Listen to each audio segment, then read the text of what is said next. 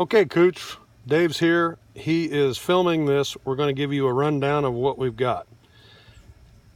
We've got it weighted out for a glide right now. We have not added the motor pod yet, but it's coming in just a little over 19 grams. Up here we've got the DT fuse with a rubber band holding the wire. The pivoting wire will swing back. This is what puts it into the boost configuration. The trailing edge of the wings go up.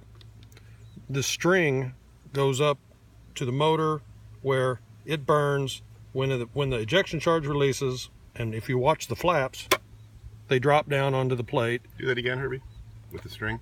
Okay, I'm raising them up, pulling the string. So the string then has a knot which comes back and hits the hole in the wire. Yep. Got it.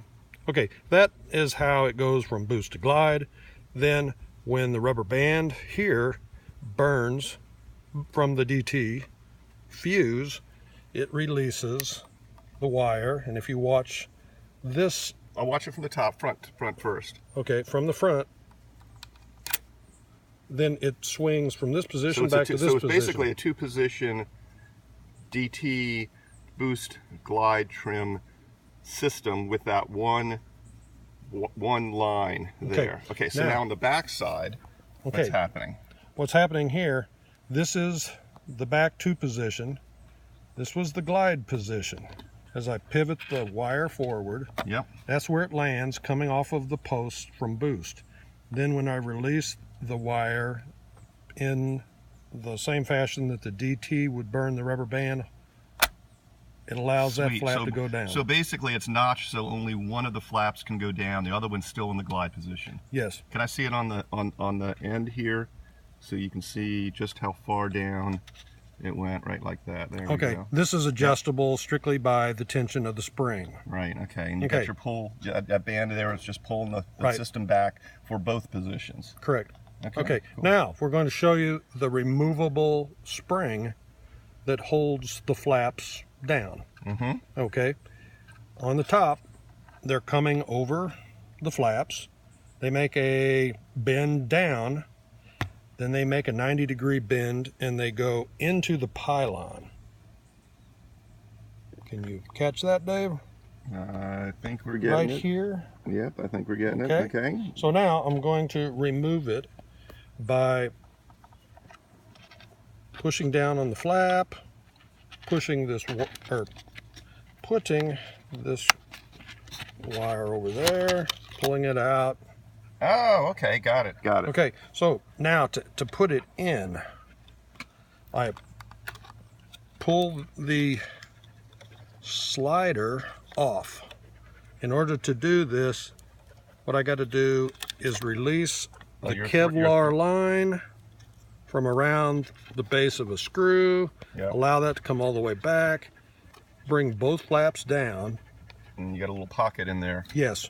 So what I can do here is pull the flaps up, take this piece, put it into the pocket in the pylon, and what I'm doing here is I'm just going to push it down all the way. Seat it, right? Seat it down all the way, and then at that point, you just work the pieces up around. Pull the flap all the way down. This is where I should take a tool to push it all the way in so that it gets right to the pocket. Yeah. And then pull the flap all the way up, work it up out onto the outside of that flap, and do so onto the other side as well. So anyway, I'm just kind of monkeying around here with it, but you get the gist of it. So that is the removable wire. Yep. Okay. All right, Cooch, so study well and call up Herbie and say, what the heck are you doing? Actually, it's a really elegant system. I love the way that you can use the same setup for the DT as you do from changing from boost to glide. That is an awesome thing. Just this plate here as you can see, has the dual purpose, and it goes to 2 positions, and that's the whole key to it right there. That is awesome. Yeah, and the one thing about it that I like the most is I can do boost trims where it goes straight to the DT. Yeah, so what you're doing is you're bypassing the glide portion of the system.